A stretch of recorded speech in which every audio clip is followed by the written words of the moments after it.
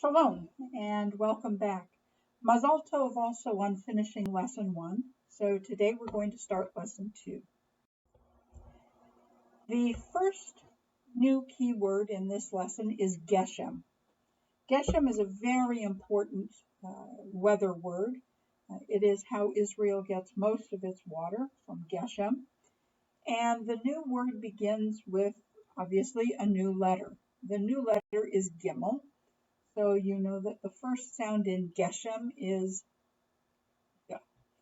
The second sound in this word is also new. It's a new vowel. And it looks to me always like it's 3 little eggs sitting in a nest. And that's also how I remember that the sound of this new vowel is eh. So you already know the other 2 letters, and now you know everything that makes up Geshem. One way that I remember the sound of Gimel is Gimel always looks to me like it's going for a walk. You can see it's got its front legs stretched out, headed from right to left, and the Gimel is going.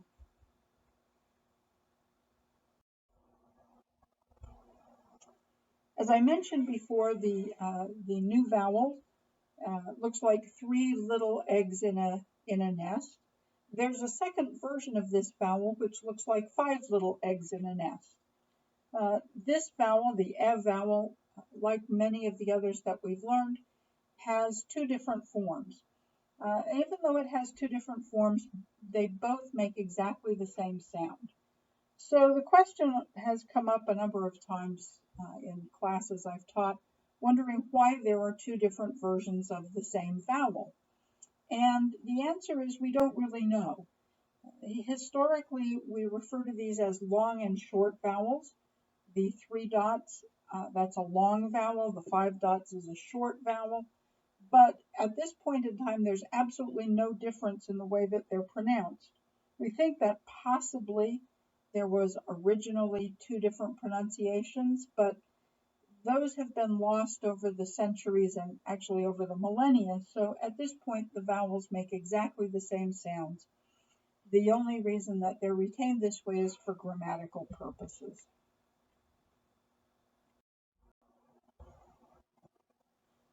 The second keyword in this lesson is also a weather word. It has to do with daylight and warmth and brightness and the sun. And this new keyword is shemesh. You already know how to read this because you know all the letters and now you know the vowels. But one thing I will say is that you have to pay really close attention in Hebrew to every tiny little marking on the page, every dot, every dash, because some of the dots change the sounds of the letters, and some of the dots and dashes represent vowel sounds. And you have to pay attention to them or you can mix up the pronunciation. And changing the pronunciation also changes the meaning. So if you're not careful, shemesh can become shamash. So we've started off with 2 weather words in Hebrew, shemesh and geshem. Let's see if you can read this one. You know all the letters and vowels involved in it now.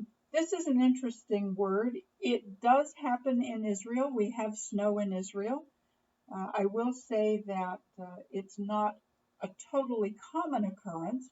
Doesn't happen every winter, doesn't happen every year. In fact, it's uncommon enough. I was in Israel one December when it actually did snow, and people came running out of shops and restaurants to, marvel at the fact that it was snowing, to celebrate it and to try to catch snowflakes on their tongue, just like kids do here in the US. And it does snow in Jerusalem. It does not snow in Tel Aviv or Haifa, but it does snow in Jerusalem from time to time. Sometimes they get quite a bit of snow. It also snows in the Upper Galil in places like Tzfat, and certainly in the Golan Heights. In fact, Israel does have a ski resort in the Golan Heights on Mount Hermon.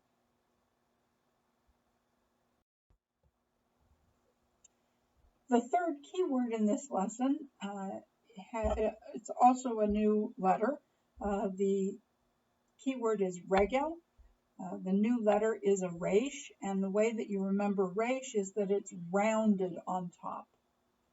So when you're reading in Hebrew, you not only have to read from right to left, which is a different direction, but your eyes also have to make up and down movements as they move along the line of print as well. It's not something you have to do in English, but it is something you have to do in Hebrew to make sure that you get all the vowel markings as well as the consonants. The word regel means leg. It can also mean foot. Fourth keyword in this lesson is everybody's favorite Passover bread, matzah. So you know the first and last letters, and you know both of the vowels. We had those back in lesson 1. So the only thing new is the consonant in the middle of the word, the letter in the middle. That letter is a tzadi, and it produces the sound tsa, which is either like a tz or a ts.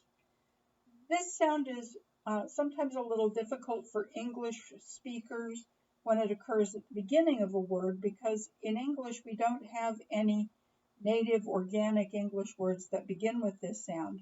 It can only be found in the middle or at the end of a word. So, for example, the word gets, the word bats, the word cats, my favorite baseball team, the Mets. That's the sound at the end of the word. And of course, the word pizza has the sound "sa" in the middle of the word.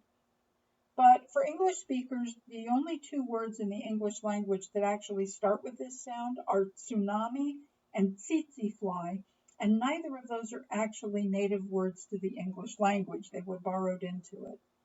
So in Hebrew, this sound can occur anywhere in the word, and one way that you can practice if you have trouble saying it at the beginning is just say the word pizza, pizza, pizza, pizza over and over and over, and then make it itza, itza, itza, tsa, tsa, tsa.